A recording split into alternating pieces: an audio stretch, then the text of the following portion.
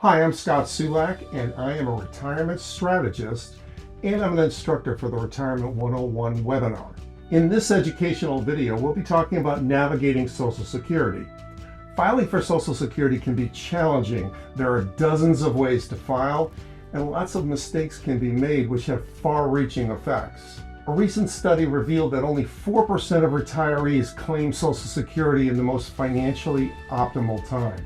The remaining 96% of retirees are losing out on $3.4 trillion, or about $110,000 per household. So how important is it to claim your benefits correctly? Extremely important. It's not just pocket change. It could mean more than $100,000 or more to you and your family. And if you're in middle or upper class, the loss is even higher. Ask yourself, if 96% of Americans are getting this wrong, what are the odds that you're getting it right? This is why working with a distribution phase fiduciary is so important. Even if you are a do-it-yourself type of person, this is one part of your retirement that you may not want to guess on. You may want some professional help. Social Security is complicated, and if you get it wrong, you could lose out on money that was rightfully yours for years to come.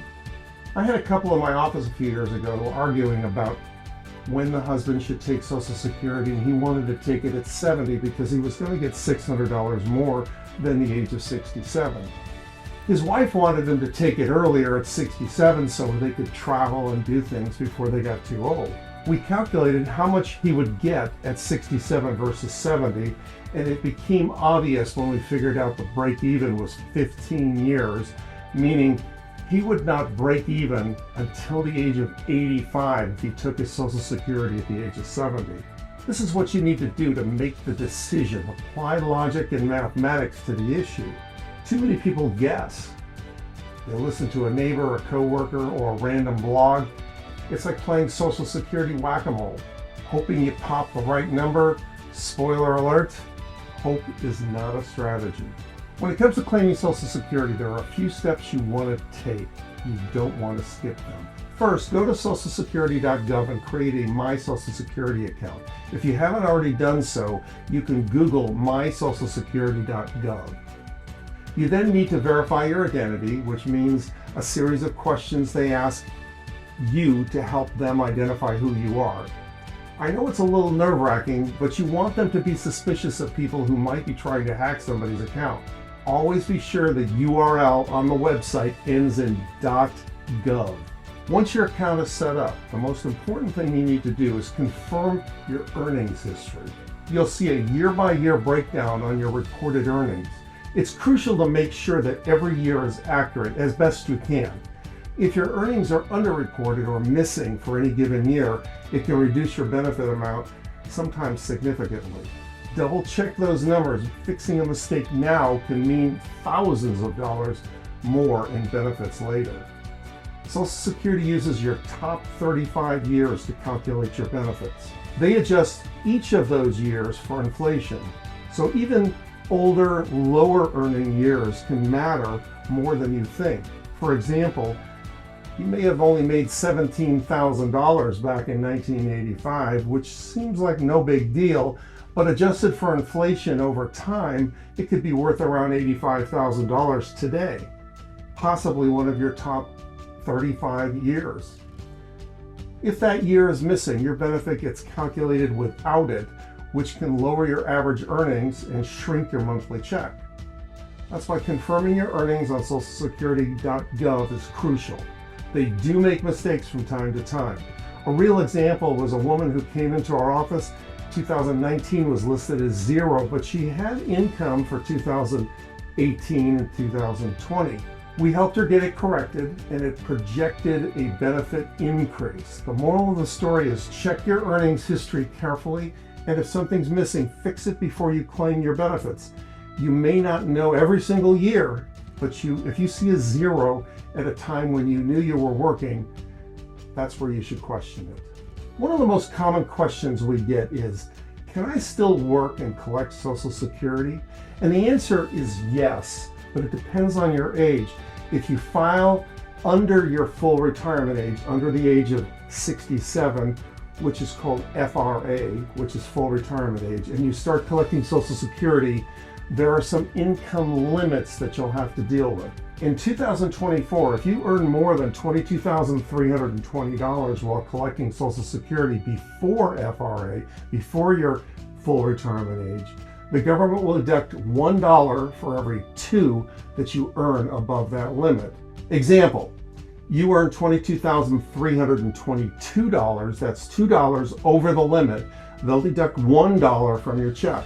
The bottom line is, if you're at or past FRA, full retirement age, 67, you can earn as much as you want, no penalty. Bottom line, if you're past FRA, 67, full retirement age, you can earn as much as you want with no penalty. So you can collect while you're working, yes. Should you? That depends on your income and whether it's worth the reduction.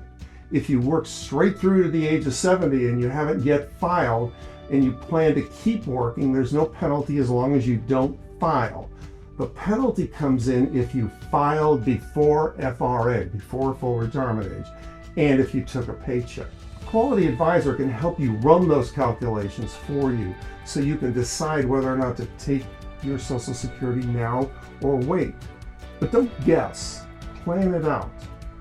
Another common question we get is, what are my spousal benefits going to be? You may have your own Social Security benefits, but sometimes it makes more sense to claim based on your spouse's record and not yours. Here's how it works. If you wait until full retirement age of 67, you may be eligible to receive 50% of your spouse's full benefit if that amount is higher than your own. But if you claim early, say at the age of 62, you'll only receive 32.5% of your spouse's benefit. So no, you don't automatically get half. It depends on your age and it depends on their benefit amount. This is a big decision, and like so many things in retirement planning, timing is everything. A common mistake, not thinking about your surviving spouse. Social Security is more than just a monthly check, it's a survivor benefit. If you pass away, your spouse may be stuck with a smaller check for the rest of their life if you claimed early. Waiting can lock in a larger benefit for both of you, especially in critical cases where one spouse didn't work as much as the other. Another common mistake is ignoring longevity risk. Nobody likes to think about living into their 90s, but what if you do? Claiming might mean you lose money in the long run, especially if you outlive your other income sources. Social Security is one of the few sources of guaranteed income that lasts as long as you do, and it adjusts for inflation, and that's huge. The smart play. There's no one-size-fits-all answer, and that's the problem.